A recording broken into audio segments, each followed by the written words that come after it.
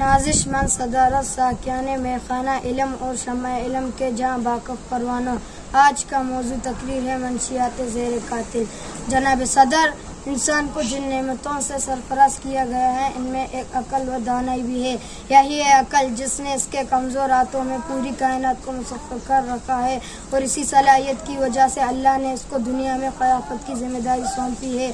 इसीलिए इस्लाम में अकल को बड़ी अहमियत हासिल है। कुरान मजीद ने बेशुमार मौक़ों पर मुसलमानों को तदब्बर और तफक्कर की दावत दी।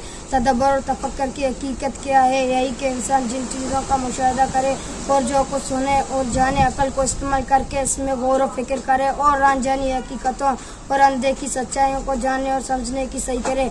जनाब वाला, लेकिन मंशियात एक ऐसा मेल के वारिस है जिससे इंसान की सोचने समझने और अच्छे बुरे की तमीज़ ख़त्म हो जाती है। इसीलिए इस्लाम में जिन कामों की शिद्दत के साथ मजम्मत की गई है इनमें एक नशा का इस्तेमाल भी है जिनसे सख्त मना फरमाया गया है। कुरान मजीद ने न सिर्फ इसको हराम बल्कि नापाक करार दिया गया है।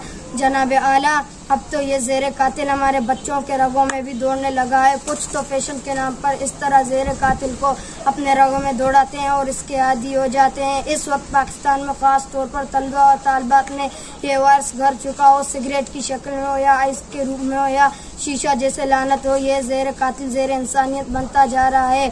ज़िंदगी खुदा ताला की तरफ से एक अजीम तोहफा है जिसे मंशियत कतरा कतरा बहा ले जाती है। तो मैं ये कहने में हक बजानिब हूँ कि मंशियत ज़ेर कातिल बल्कि कातिल इंसानियत है। वस्सलाम।